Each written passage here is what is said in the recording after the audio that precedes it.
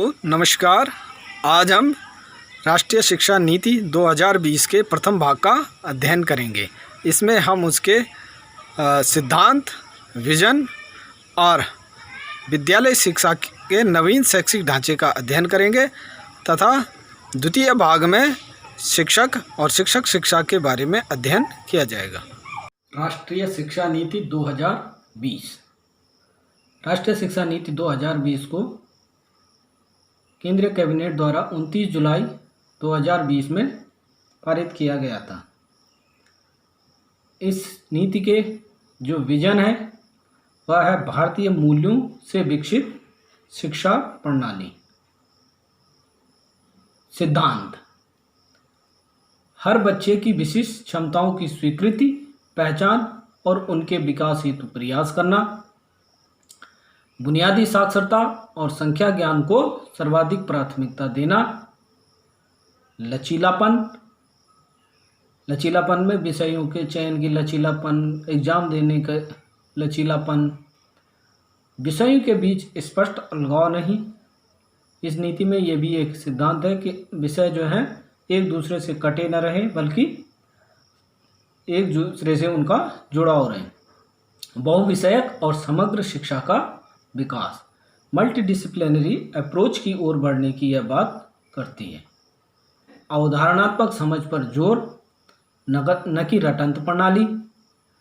रचनात्मक व तार्किक सोच को प्रोत्साहित करना। बहुभाषिकता, अलग अलग विषय इसमें सम्मिलित, अलग अलग भाषाओं को इसमें सम्मिलित किया जा रहा है। सतत मूल्यांकन पर जोर। एक बार ऐसा नहीं कि आपने छमाही या वार्षिक परीक्षा ली, बल्कि इसमें कंटिन्यूअस इवैल्यूएशन होगा। तकनीकी के यथासंभव उपयोग पर जोर। विविधता और स्थानीय परिवेश के लिए सम्मान। यह नीति जो है स्थानीय परिवेश को विशेष रूप से सम्मान देने की बात करती है। स्कूली शिक्षा से उच्चतर शिक्षा तक सभी स्तरों के शिक्षा पाठ्यक्रम में तालमेल होगा। शिक्षकों और संकाय को सीखने की प्रक्रिया का केंद्र मानना। शैक्षिक प्रणाली की अखंडता, पारदर्शिता और संसाधन कुशलता के लिए प्रभावी नियामक ढांचा बनाने की बात करती है। उत्कृष्ट स्तर का शोध और भारतीय जड़ों और गौरव से बंधे रहना। गुणवत्तापूर्ण शिक्षा प्रत्येक बच्चे का मौलिक अधिकार। निजी और सामुदायिक भागीदारी को प्रोत्साहन और सुविधा देना। अब ये राष्ट्रीय शिक्षा नीति कितने भागों में है? 4 भागों में बटी हुई है। एक स्कूल शिक्षा, दूसरा उच्चतर शिक्षा और तीसरा है अन्य केंद्रीय विचारणीय मुद्दे इसमें लिए गए और चौथा क्रियान्वयन की रणनीति। इसको कैसे कार्यान्वित किया जाए उसके लिए इसमें रणनीति दी गई है। स्कूल शिक्षा, पिछला जो अकादमिक ढांचा था वह 10+2 की बात करता था और 6 से 18 साल के बच्चों को इसमें सम्मिलित करने की बात करता था। मीन्स कक्षा 1 में जब बच्चा जाएगा तो 6 साल का होगा। नई शिक्षा नीति या नया जो शैक्षणिक ढांचा होगा वो 5-3-3-4 4 स्तरों में बटा हुआ है और 3 साल के बाद बच्चा स्कूल में प्रवेश पाएगा। ये 3 साल और कक्षा 1 में वह जाएगा तो 6 साल से ही, लेकिन पहले 3 साल वह आंगनवाड़ी केंद्र में उसकी पढ़ाई होगी और वहाँ पर उसे पढ़ाया जाएगा। फिर 3 साल 2 के बाद और फिर 3 साल 5 के बाद 8 तक और 8 के बाद 9 से 12 तक। ये नया शैक्षणिक ढांचा है। पहला है फाउंडेशनल स्टेज, 3 साल का, जिसमें आंगनवाड़ी में रहेगा और 2 साल कक्षा 1-2 में। इसमें क्या होगा कि आंगनवाड़ी केंद्र प्राथमिक विद्यालयों से संबद्ध हो जाएंगे। इसमें 3 से 8 साल तक के बच्चे पढ़ेंगे। दूसरी स्टेज है प्रिपरेटरी स्टेज।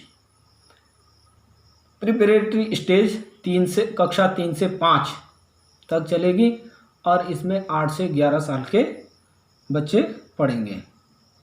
फिर मिडिल स्टेज कक्षा 6 से 8, इसमें 11 से 14 साल के बच्चे पढ़ेंगे। और अंत में है सेकेंडरी स्टेज।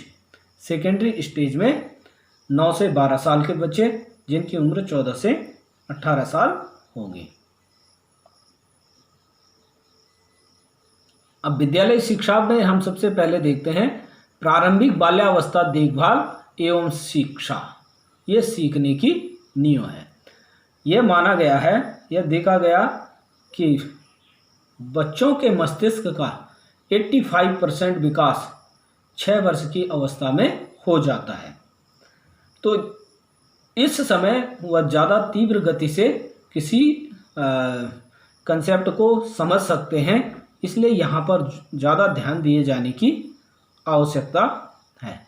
ECCE में प्रारंभिक बाल्यावस्था देखभाल एवं शिक्षा में मुख्य रूप से जो सामग्री रखी जाएगी वह जो है लचीली होगी, बहुआयामी होगी, बहुस्तरीय होगी, खेल आधारित होगी, गतिविधि आधारित होगी, खोज आधारित होगी। फिर है 8 वर्ष तक के बच्चों के लिए NCERT 2 भागों में प्रारंभिक बाल्यावस्था की शिक्षा के लिए उत्कृष्ट पाठ्यक्रम और शैक्षिक ढांचा विकसित करेगा। यह शैक्षिक ढांचा 2 ढंग से विकसित होगा, 2 फ्रेम में। 0 से 3 वर्ष के बच्चों के लिए 0 से 3 वर्ष सब फ्रेम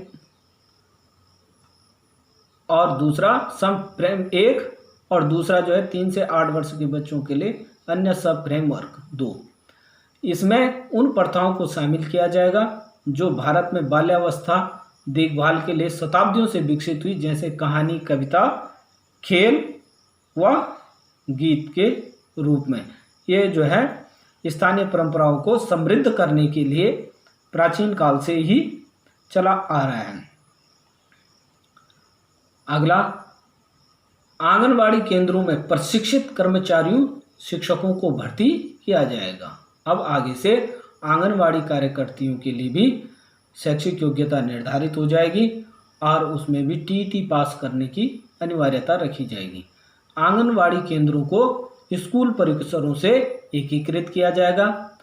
उत्कृष्ट आंगनवाड़ी भवन बनाए जाएंगे। कक्षा 1 से पहले एक तैयारी कक्षा होगी जिसमें बच्चों को कक्षा 1 के लिए तैयार किया जाएगा 5 वर्ष की अवस्था के बाद।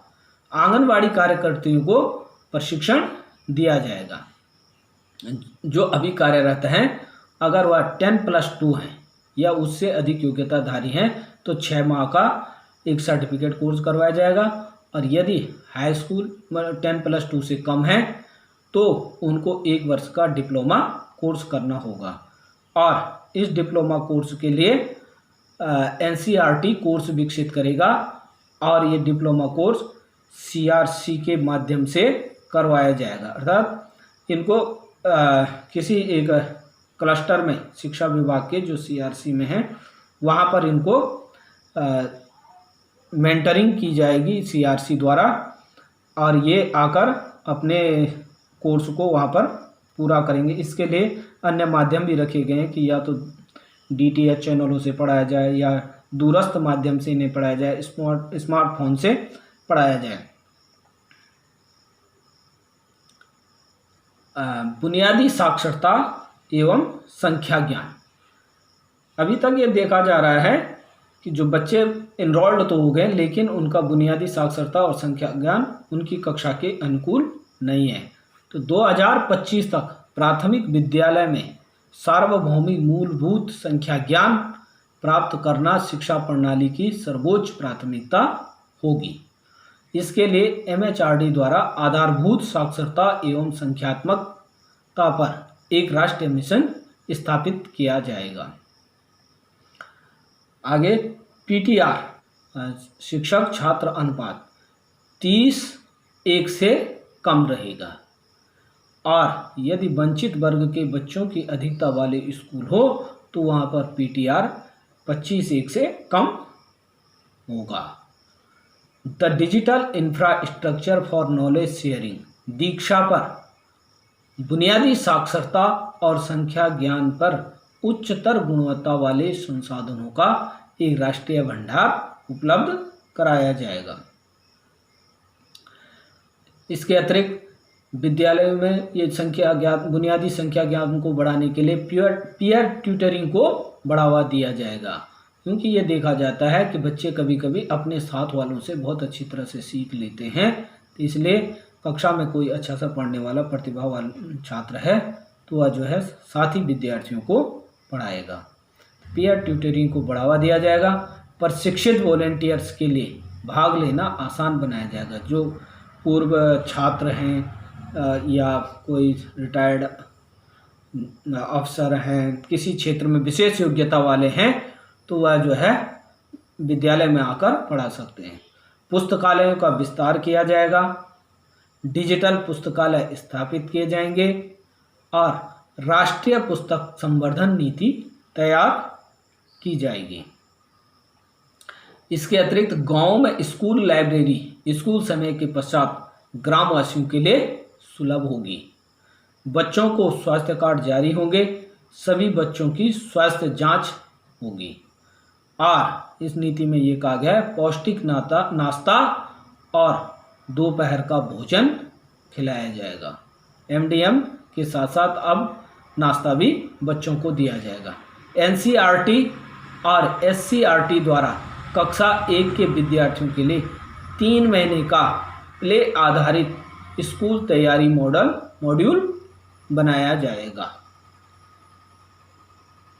ड्रॉप आउट बच्चों की संख्या कम करना।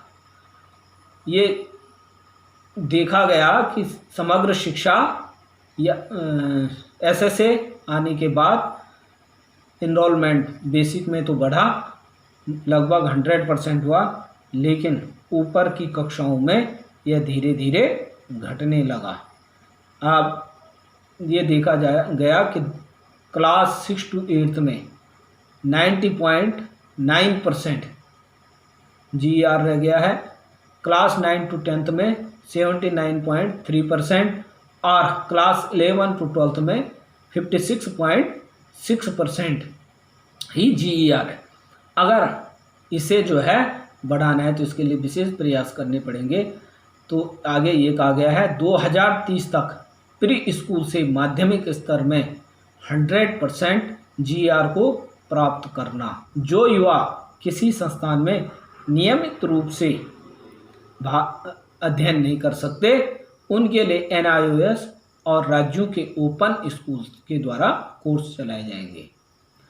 NIOS वर्तमान कार्यक्रमों के अतिरिक्त निम्न कार्यक्रम भी चलाएगा। वो कार्यक्रम क्या है? कोर्स ए कक्षा 3 तक के लिए, कोर्स बी कक्षा 5 तक के लिए, कोर्स सी कक्षा 8 तक के लिए, और इसके अतिरिक्त माध्यमिक शिक्षा कार्यक्रम, व्यावसायिक शिक्षा कार्यक्रम, वयस्क साक्षरता और जीवन संवर्धन कार्यक्रम, ये सारे कार्यक्रम NIOS को चलाने हैं। राज्य सरकारें भी स्टेट ओपन स्कूलिंग को मजबूत कर क्षेत्रीय भाषाओं में उपरोक्त कार्यक्रम चलाएंगे। साक्षर स्वयंसेवकों, सेवानिवृत्त वैज्ञानिकों, सरकारी अर्ध सरकारी कर्मचारियों व भूतपूर्व विद्यार्थियों का डेटाबेस तैयार किया जाएगा, जिससे कि उन्हें समय समय पर विद्यालयों में छात्रों को पढ़ाने के लिए बुलाया जा सके। स्कूलों में पाठ्यक्रम और शिक्षण शास्त्र 5+3+3+4 के नए डिजाइन में स्कूल पाठ्यक्रम और शिक्षण शास्त्र को पुनर्गठित करना। 5 वर्षीय फाउंडेशनल स्टेज में लचीली बहुस्तरीय खेल आधारित शिक्षण शास्त्र और पाठ्यक्रम शामिल होंगे, जिसमें 3 वर्ष से 8 वर्ष के बच्चे पढ़ रहे हैं। 3 वर्षीय मिडिल स्टेज जो होगी वह विषय विशेषज्ञ शिक्षकों द्वारा विषयों की अमूर्त अवधारणाओं पर काम शुरू किया जाएगा। हाई स्कूल या सेकेंडरी स्टेज में 4 साल के बहुविषयक अध्ययन शामिल होंगे और ग्रेड 10 के बाद विद्यार्थियों के पास व्यावसायिक शिक्षा के विकल्प होंगे। विद्यार्थियों का समग्र विकास सभी स्तरों पर पाठ्यचर्या और शिक्षा विधि को रटने की पुरानी प्रथा से अलग वास्तविक समझ और ज्ञान की ओर ले जाना। शिक्षा का मुख्य उद्देश्य केवल संज्ञानात्मक समझ न होकर चरित्र निर्माण और 21वीं सदी के मुख्य कौशल से सुसज्जित करना है। होगा अनिवार्य अधिगम और आलोचनात्मक चिंतन को बढ़ाने के लिए पाठ्यक्रम की विषय वस्तु को कम किया जाएगा और प्रायोगिक अधिगम सभी चरणों में प्रयोग आधारित अधिगम को अपनाया जाएगा। इसके अतिरिक्त ये शिक्षा नीति कहती है आर्ट इंटीग्रेटेड एजुकेशन और प्ले इंटीग्रेटेड खेल समन्वय को कक्षा प्रक्रियाओं में स्थान दिया जाएगा। कोर्स चुनाव के विकल्पों में लचीलापन, इसमें कला, शिल्प और शारीरिक शिक्षा, व्यावसायिक विषय भी सम्मिलित होंगे। कला, मानविकी, व्यावसायिक या अकादमिक धारा जैसी कोई श्रेणी नहीं होगी। अब आर्ट, साइंस, कॉमर्स ऐसा कुछ नहीं होगा। बच्चा कोई भी विषय ले सकता है। वो गणित के साथ इकोनॉमिक्स पढ़ना चाहे तो वह भी पढ़ सकता है। पॉलिटिकल साइंस या हिस्ट्री पढ़ना चाहिए मैथ्स के साथ या जूलॉजी के साथ तो पढ़ सकता है। स्कूली शिक्षा के सेमेस्टर या अन्य प्रणाली की ओर बढ़ने पर विचार किया जा सकता है। भारतीय साइन लैंग्वेज को देश भर में मानकीकृत किया जाएगा जो बधिर विद्यार्थियों हेतु उपयोग की जाएगी। बहुभाषावाद या भाषा की शक्ति, जहाँ तक संभव हो कक्षा 5 या उससे आगे भी शिक्षा का माध्यम मातृभाषा, क्षेत्रीय भाषा या स्थानीय भाषा होगी। सार्वजनिक और निजी दोनों तरह के स्कूल इसकी अनुपालना करेंगे। सभी स्कूलों के लिए प्राथमिक कक्षाओं में मातृभाषा में पढ़ाना अनिवार्य है। विज्ञान सहित सभी विषयों की पाठ्यपुस्तकों को घरेलू भाषा या मातृभाषा में उपलब्ध कराया जाएगा। फाउंडेशनल स्टेज की शुरुआत में ही बच्चों को विभिन्न भाषाओं में एक्सपोजर दिए जाएंगे। ऐसा नहीं है कि उन्हें अन्य भाषा नहीं पढ़नी है फाउंडेशनल स्टेज में, वहाँ वो पढ़ लेंगे, लेकिन क्लास 3 से वो फाउंडेशनल स्टेज में अन्य भाषाएं पढ़ लेंगे, लेकिन उनका मुख्य आधार जो है मातृभाषा होगी। अर्थात यदि अंग्रेजी पढ़ाई जा रही तो एक विषय के रूप में पढ़ाई जाएगी। केंद्र और राज्य सरकारों को बड़ी संख्या में भाषा शिक्षकों पर निवेश का एक बड़ा प्रयास करना होगा और राज्य भारतीय भाषाओं के अध्ययन को प्रोत्साहित करने हेतु शिक्षकों को नियुक्त करने के लिए आपस में समझौते कर सकते हैं। इस नीति में ये रखा गया है कि सभी बच्चों को विभिन्न भाषाओं को सिखाने के लिए जो भारतीय भाषाएं हैं वो उत्तर की भाषाएं दक्षिण में, दक्षिण की भाषाएं उत्तर में सिखाने के लिए आपस में समझौते कर सकते हैं, जिससे कि वहाँ से शिक्षक उत्तर से दक्षिण और दक्षिण से उत्तर आ सकें। त्रिभाषा फार्मूले की ओर बढ़ने को प्रोत्साहन और 3 भाषाओं में से 2 भाषाएं भारतीय भाषा होगी। गणित व विज्ञान में द्विभाषी पाठ्यपुस्तकें व शिक्षण अधिगम सामग्री तैयार करने के प्रयास किए जाएंगे। प्रत्येक विद्यार्थी द लैंग्वेजेज ऑफ इंडिया पर एक प्रोजेक्ट या गतिविधि में भाग लेगा और संस्कृत को त्रिभाषा का मुख्य विकल्प प्रस्तुत किया जाएगा।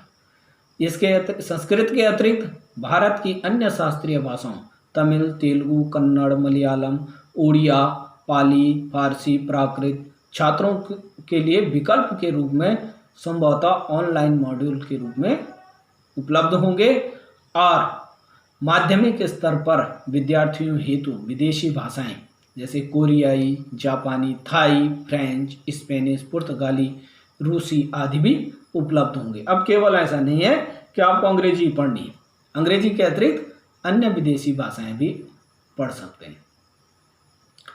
अनिवार्य विषयों, कौशलों और क्षमताओं का शिक्षा क्रमीय एकीकरण। समसामयिक विषयों जैसे artificial intelligence, design thinking, holistic health, organic living, पर्यावरण शिक्षा, नागरिकता की शिक्षा आदि विषयों की शुरुआत की जाएगी। मिडिल स्तर पर कोडिंग संबंधी गतिविधियां शुरू की जाएंगी और कक्षा 6 से 8 के विद्यार्थी स्थानीय समुदायों द्वारा तैयार और स्थानीय कुशल आवश्यकताओं द्वारा मैपिंग के आधार पर एक आनंददायी कोर्स करेगा, जैसे बढ़ईगिरी, बिजली का काम, धातु का काम, बागवानी, मिट्टी के बर्तनों का निर्माण आदि। NCFSE 2020-21 के तहत NCERT कक्षा 6 से 8 के विद्यार्थियों हेतु अनुभव आधारित कोर्स डिजाइन करेगी। कक्षा 6 से 8 तक के विद्यार्थी वर्ष में एक 10 दिन के वस्ता रहित पीरियड में भाग लेंगे, जिसमें वो बढ़ई, कलाकार, माली, कुमार आदि के साथ प्रशिक्षु के रूप में काम करेंगे। बच्चों को ऐतिहासिक, सांस्कृतिक, पर्यटक महत्व के स्थानों व स्मारकों का दौरा करने, स्थानीय कलाकारों से मिलने के अवसर दिए जाएंगे। और इस नीति में भारत का ज्ञान के विषय में बात की गई कि बच्चों को भारत के बारे में जानकारी दी जाए, जिसमें आधुनिक भारत की सफलताओं और चुनौतियों के प्रति प्राचीन भारत का ज्ञान और योगदान शामिल होगा। और विद्यार्थियों को कम उम्र से ही सही करने के महत्व को सिखाया जाएगा। फाउंडेशनल स्तर से ही पाठ्यचर्या और शिक्षण शास्त्र को मजबूत भारतीय और स्थानीय संदर्भ की दृष्टि से पुनर्गठित किया जाएगा। स्कूली पाठ्यक्रम के बोझ में कमी और लचीलापन, इसे सभी क्षेत्रीय भाषाओं में उपलब्ध कराया जाएगा। इसके अतिरिक्त आकलन में आमूलचूल परिवर्तन, अब जो है परीक्षा लेने के तरीकों में पूरा परिवर्तन हो जाएगा। एक राष्ट्रीय आकलन केंद्र बनाया जाएगा और यह स्कूल बेस्ड असेसमेंट के आधार पर प्रगति कार्ड को पूरी तरह नया स्वरूप देगा। इसमें स्वमूल्यांकन, प्रोजेक्ट कार्य, क्विज, रोल प्ले, पोर्टफोलियो, शिक्षक मूल्यांकन आदि शामिल होंगे। यह पूरी तरह 360 डिग्री बहुआयामी होगा। इसमें विद्यार्थी के संज्ञानात्मक, भावात्मक और साइकोमोटर डोमेन का विस्तृत विवरण होगा।